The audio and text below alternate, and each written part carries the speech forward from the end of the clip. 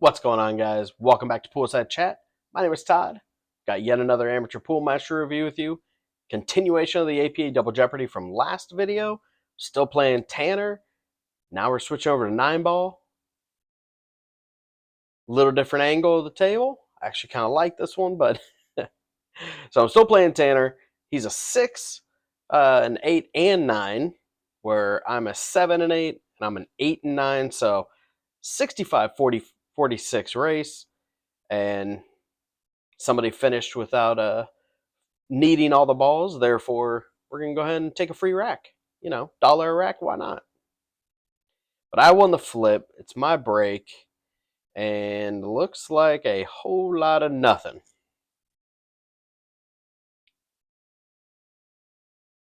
So this was a little bit later in the evening. They had actually another 6, but he had to get going early enough that I didn't get a chance to play him.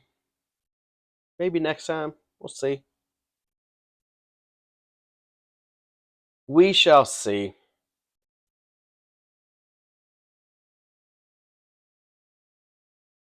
Good shot on the 2. Left himself a nice easy 3.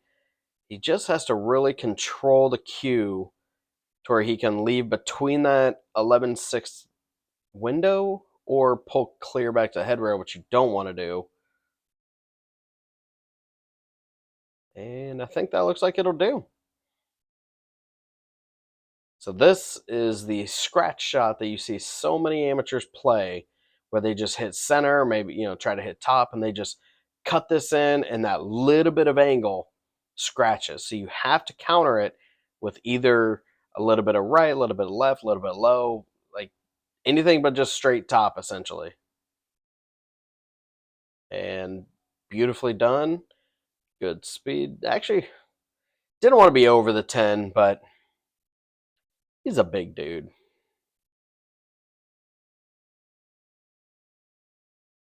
He should have, I mean, compared to the last video where I kept saying this guy's hitting way too dang hard, he should have hit that a little firmer to get the cue ball to hit, thump, and stop versus just roll forward and leave himself a really thin cut on this 6. But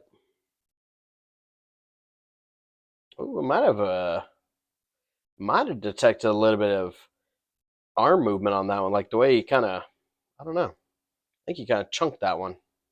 TV timeout for my teammate to shoot. Tanya, you need to slow down.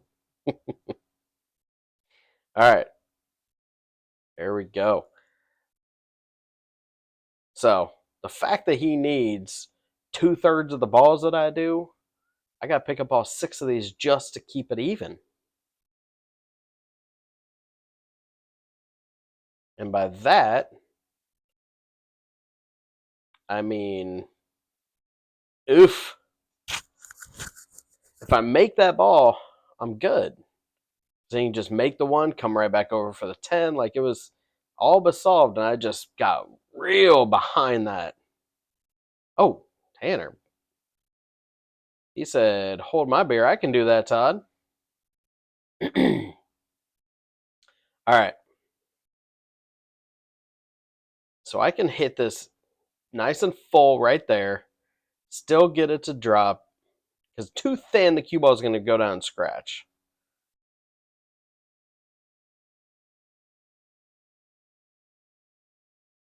Man, did I put some pretty hard low right. The low to keep it from scratching. That thing hit the rail like 2 diamonds, maybe even more. That was something.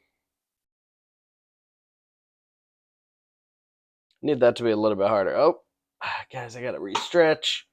I've been sitting for like an hour and a half, 2 hours, whatever it's been between matches. What are you doing?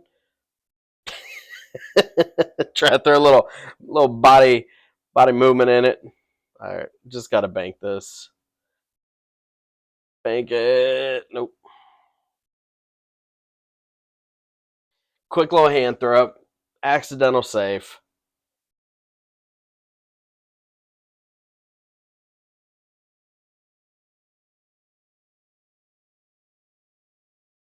Oh, Tanner.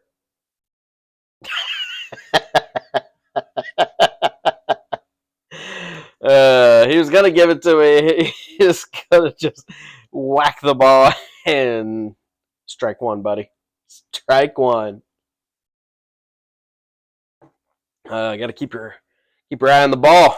Is that what you're supposed to tell kids when they're playing baseball?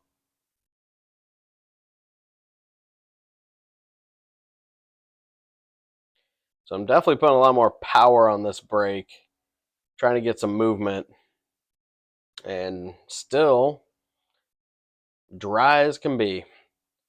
Even though these are diamonds, they're heavily used, and they actually came from another bar first. So they, sorry guys, my fan fell over. Oh, look at this. Look at that whack-a-ball. There it is. There's the beginning. But yeah, so I mean, these tables get used a lot because they only have 4 diamonds with 13 dynamo or valley essentially. So these tables get used quite a bit. They don't rack the greatest because too many people get on there and start banging the ball or whatever. My God. Oh, wait, hold on. And one extra.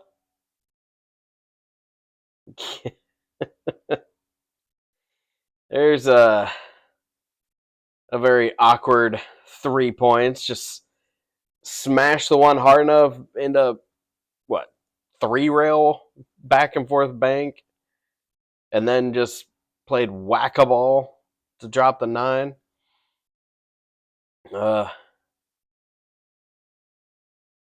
so there was a point where, because I just beat him in 8 ball, pretty decent, 5-1, and now I'm handicapped 2 higher than him. So at one point he was like, do some 8 stuff or whatever, and so he just goes into whack a ball because that there is a method of playing 9 ball that way. I don't agree with it. I don't ever play it, but I know and I've seen that happen an absolute ton. So you know what? I'm gonna leave myself a combo. That's smart. I think the 4 goes by. Like I could have swore the 4 went by the 11. Like I don't know why I didn't just go for that. Look at this tall guy, just barely even needs to stretch.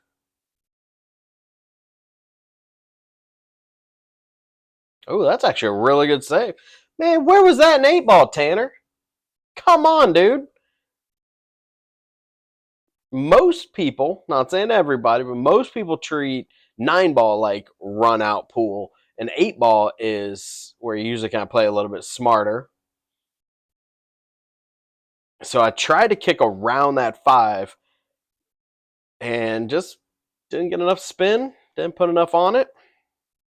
Drilled the 11. This was 8 ball. That was beautiful. I'm out. So 8-8. And he's got for the most part, a pretty good rec. He just has to figure out that 5 to the 6. Then the rest of it should be pretty straightforward. But Lord knows he likes to hit them. Oh, you got screwed. That should have been beautiful. I was going to leave him out very nicely. The point came in. Nah. You sit down. I don't know if I'd be kicking. I guess that way he's got a little bit of a backboard on the 10, is what he's thinking. Yep. Whack a ball. You don't need to aim when you got a backboard, guys. Just get general vicinity.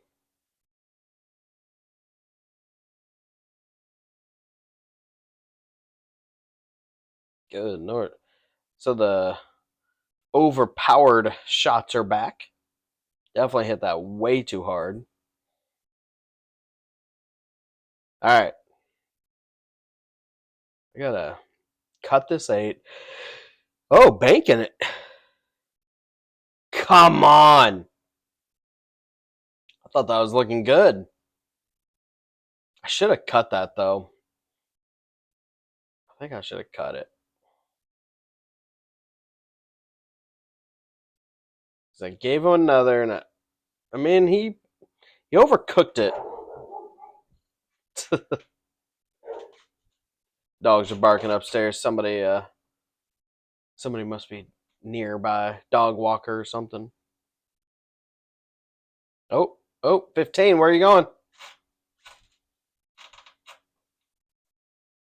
All right.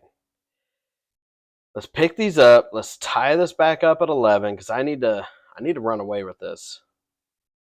Nope. I'm going to draw straight back into it. Looks like I'm going to have to bank it again. Look at that. I mean,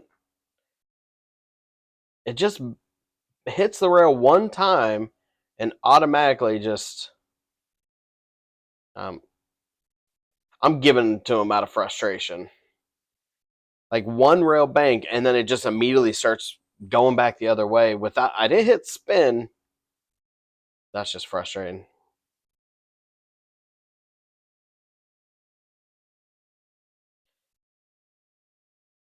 So here we go, 9-13. Had to get some confirmation from the scorekeepers. I think they were changing who was scoring or something. And look at this safety break.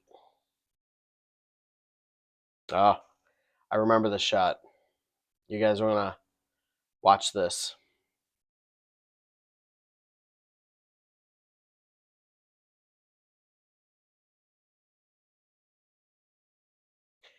How great was that shot? Like to back cut it perfectly for a fantastic shot, only for it to flippin' scratch before the one even got to the rail. But come on, that was such a good kick. No reward. That's frustrating. Ooh, get around it. That'll work. Don't want to bump it and leave yourself nothing. So yeah, I remember that shot. We talked about that one for a while. I think I clipped that one and put it on Facebook or something like that.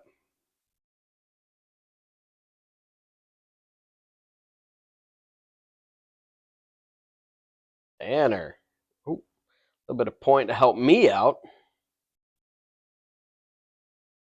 He's definitely softened his shot compared to 8-ball, which is bizarre, but he's still not really lining up the shot well.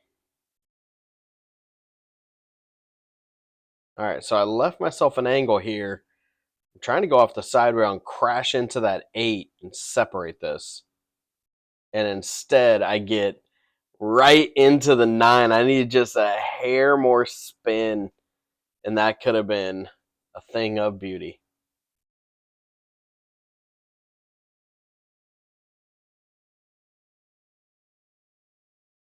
What to do? You've got a couple options. One you could just play it safe, roll the 8-ball up to the 7, but instead I'm trying to kick this 2 rails. Oh, 3 rails. That was stupid. That was absolutely ridiculously dumb. No purpose in doing that way. I should have just either kicked 1 rail, hope for the best, or like I said, roll the 8-ball gently up where it's frozen to the 7, or at least close enough where the 7 now doesn't go anywhere and you can't get the cue ball where it needs to go. But oh, that was a good shot. Punch that in with just enough angle to, 1, not scratch, but 2, put the 9 in a very makeable spot. Like I said, 11-20, and I can't get anything going yet.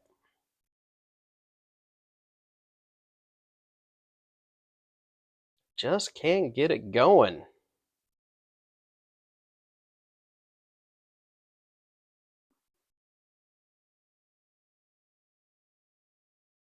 Oops, 6-ball. All right. So the dry breaks are for both of us, apparently. I've got enough angle on the 1. I can go ahead and cut it up table, you can either draw back into the 2 or just punch it and just have it go side to side. Yeah. See, I left it in a good spot for the 2, but I think he can see it to bank, and I don't know. Let's see what he's thinking here. It's a little wide for a bank, but he hits us so hard that it could tighten up and still go in that. I don't even know how to call it this angle, but that top left over there. It was looking decent.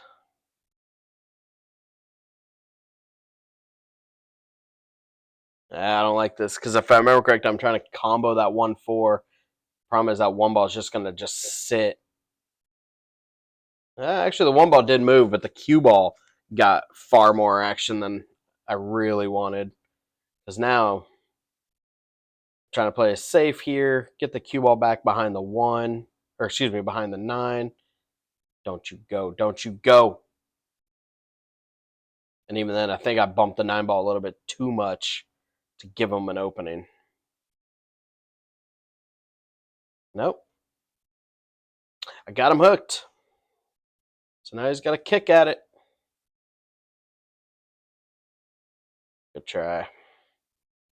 Good attempt. That was tough.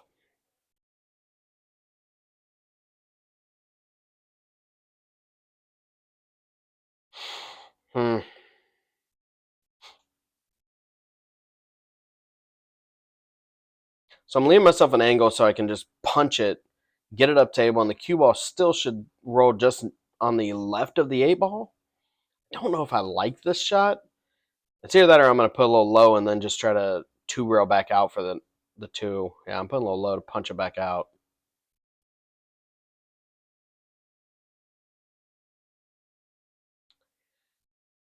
Yeah, but now what? Like it goes, but as a rolling ball, you're still not leaving yourself a great 3 unless you can really get around, which I got around, but only because I missed the ball.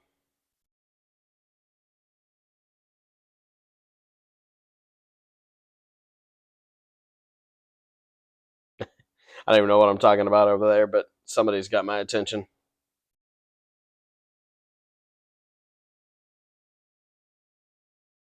He seems a little unsure about his positioning here.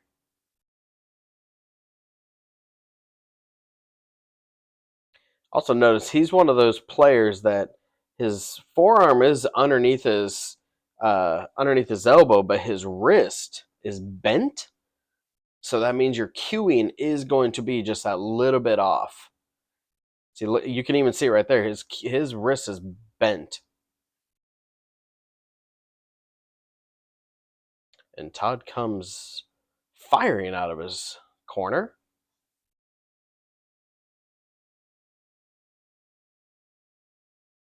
Easy. Don't crush this. That was still twice as hard as I wanted. I should have held it. Oh. I was pointing at the 6 because that's what I thought I had. So I was trying to leave that. I wasn't leaving the 5. I don't know what I thought the 5 ball was because I was shooting right by the dang thing. Now I got to put a little bit of spin to miss. And by that, I mean leave him out. Yeah, I shot that 3 ball leaving for the 6. I don't know if I just didn't see the 5, but was not in my attention, that's for sure. So yeah, I'm just not, I don't know, I'm just not in the game yet, guys. Good shot. Looks like it's far enough out. It should be fairly easy to pop it in the side with just a slight draw stroke to leave yourself the 8. Otherwise, you're going to take it all the way down and then leave the cue. Yep, that'll work too. That works too. Still has a little bit of an angle, so we can just straight top, 2 rail back out. Or if you're uncomfortable with it, just draw back to the same rail, get back in the middle of the table. Oof, you might have got the leave you wanted, but you got to watch that cue ball, man, or that cue, because you shot that and that cue went straight up in the air.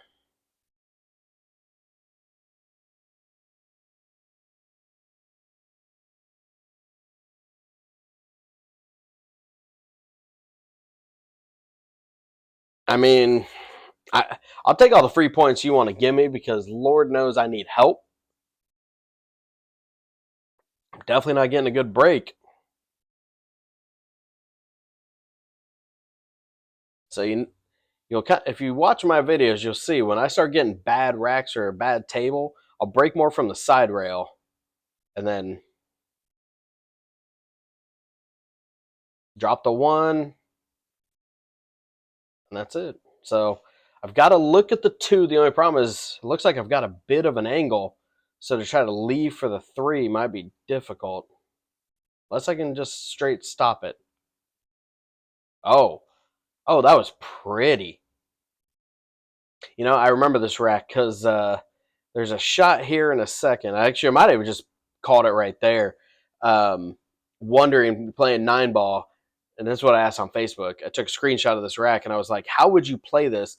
Would you just, because the 6 and the 7 both come in this low left corner, so would you try to break up that 3 ball line, or would you go ahead and try to leave it all undisturbed and just run the rack? Not saying one way is better than the other, but it was just a good pattern to discuss and hear people talk about, you know, how do you play pool? How do I play? And that's what I'm trying to do on Facebook. I'm trying to get some people talking about patterns, talking about the game, and just make you think about the game differently. Because you know how you would shoot it if you came up in it, but reading what other people say might make sense. You might start thinking about things different. Lord knows that's why I'm doing this. So I'm watching not just my own match and wondering why I'm hitting bad or my patterns are off, but at the same point, oh, come on, don't get straight. But, you know, being able to watch other people play pool, it's been advantageous for me. And guys,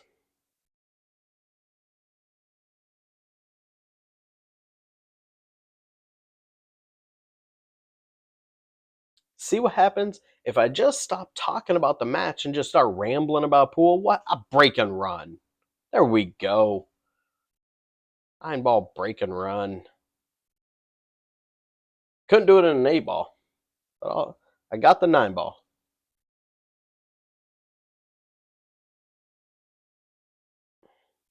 Which is good because 16-25 was not a good place to be. This is starting to get a little bit more comfortable, starting to feel more confidence in my stroke. Made something, made the 7 ball. It's long, but I can see the one. I think I don't know if I can hold it for the 2 or if I need to crash into it. Yep. Pull a little Dave Matthews Band. Crash into me. I'm not gonna sing. I'm not gonna sing, guys. I'm terrible. You don't want any of that. So here's where I just suck it up. I need to play safe. I should have played safe. I should have played safe. Because I just took what could have been 20 points and left myself. I take it all back. Absolutely, I should have shot that shot. See? Get some confidence.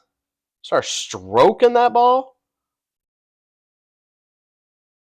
I'm pretty sure this is the point Tanner was making a comment like do some 8 stuff. Yep, this is where I go wrong. Stretched. I was stretched.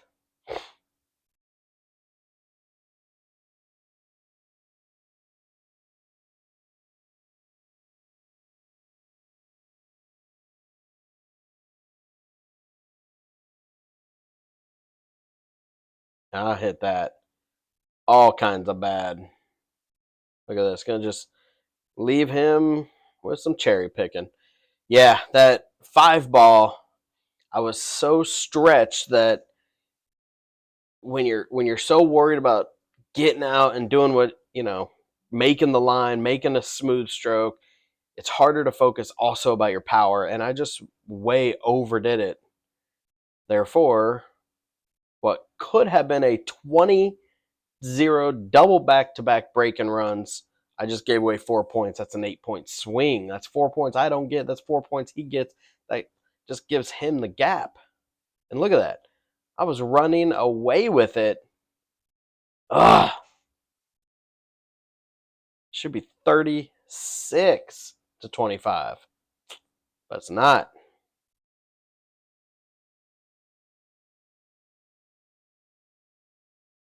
32-29. He's over halfway. I'm basically close to halfway. He's 6 balls over though. So I mean, he's definitely in the lead if you really want to look at it that way. Percentage to completion. Good break. 4 ball down. Where you going, 8? What are you doing, 8 ball? Nothing. This is a tricky rack. Their first couple balls because the 1's not a hard make, but it is hard to make and leave the 2 because the way that 2 gets back in the side. Like you're gonna have to put some low left and almost just hope for the best, but you don't want to overspin the first shot.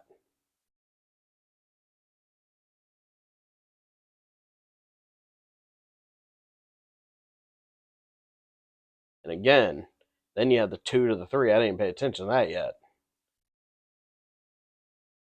Great try. Valiant effort. Ooh, slow down, slow down, slow down. There we go. I've got enough angle, straight top English. Just push it all the way to the rail. There we go. All right. Watch out behind you, Todd.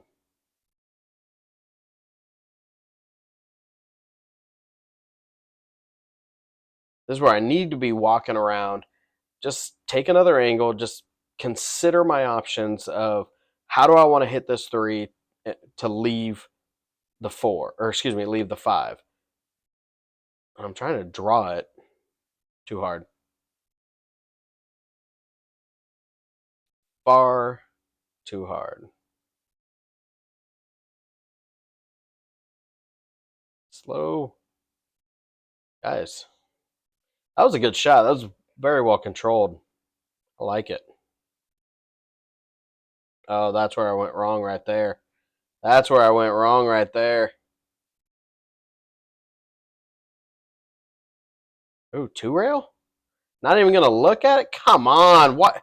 You're not even measuring it. You're not doing anything. You're just handing away 4 more points. Like, it was such a good rack. I just way overstroked the 6, which doesn't even make sense. I don't even know why I was trying to Z that.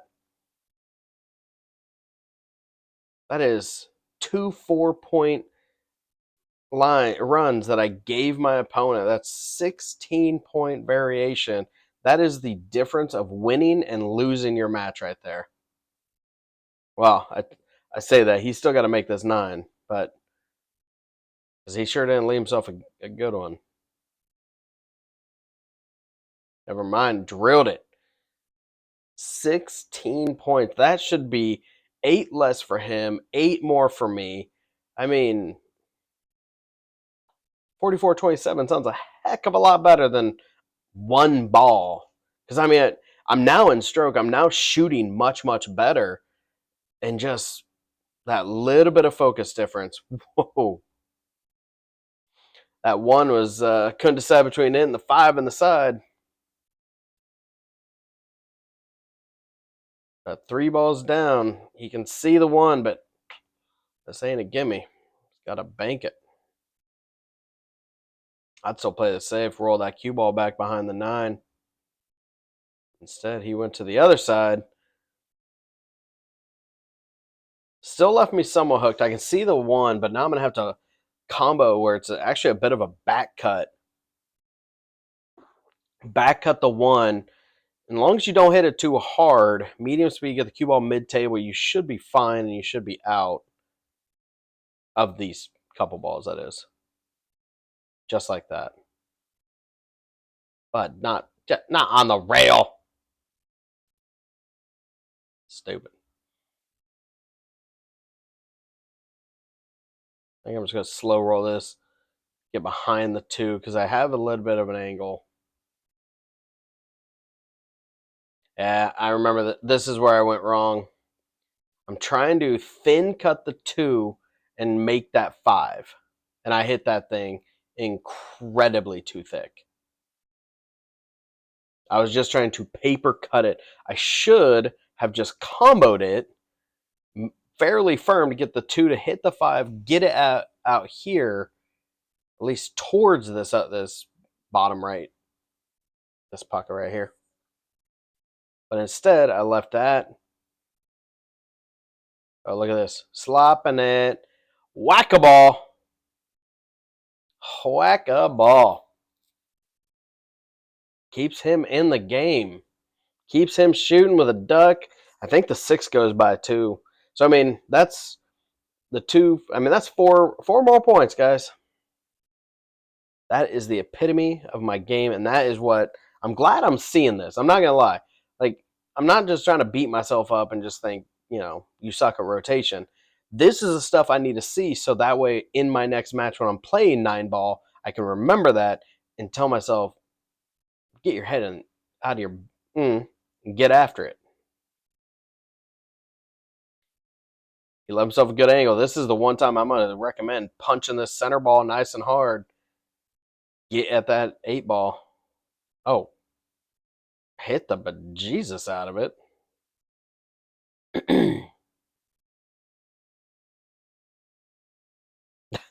I don't even know what that was, but okay. Mid-match handshake. Yeah, see, I bumped that 8 fuller than I wanted.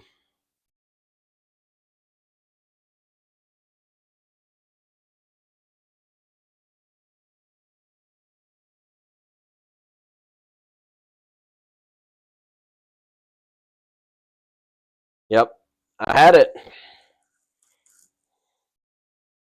I needed to stun that 7-ball just a little bit more. That could have been real nice.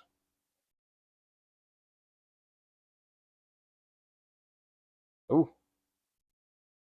Cooking it. Just dead straight down the rail.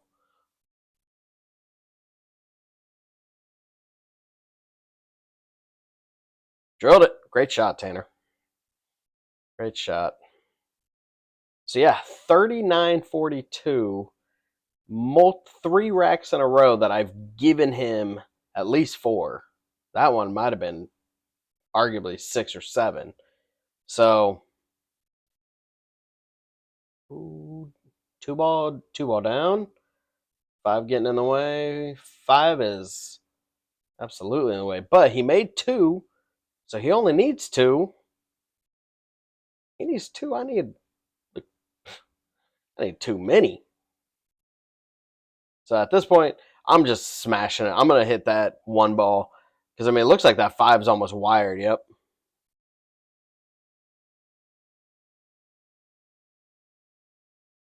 I mean, honestly, I can't blame him on that one. That's 100% the shot I would have took. Because you hit that 1 in almost any direction that 5's going. So here, I'm hitting that 1 low, and I'm just spinning into that 3-ball. Oh, wait, where are you going?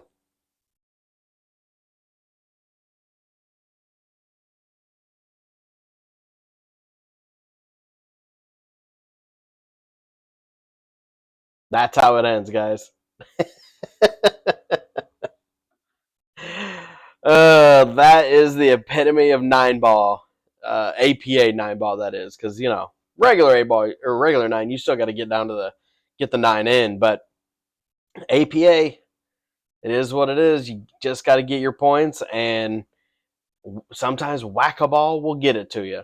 So, regardless, I like Tanner. He's a good dude. He got some luck, but that's the thing. When you're two handicaps down, I mean, 19 balls is a lot of balls that I need. So every ball he can get. I can't blame him. It is what it is. Not how I play, but I get it. So I hope you guys enjoyed. I'm going to come back. You're going to want to come back because this next match is an 8-ball, APA 8-ball. I'm playing a good long-term friend, actually the guy that got me into playing competitive pool. And it's been the rabbit I've been chasing. Come back. You're going to enjoy this one. Thanks, guys.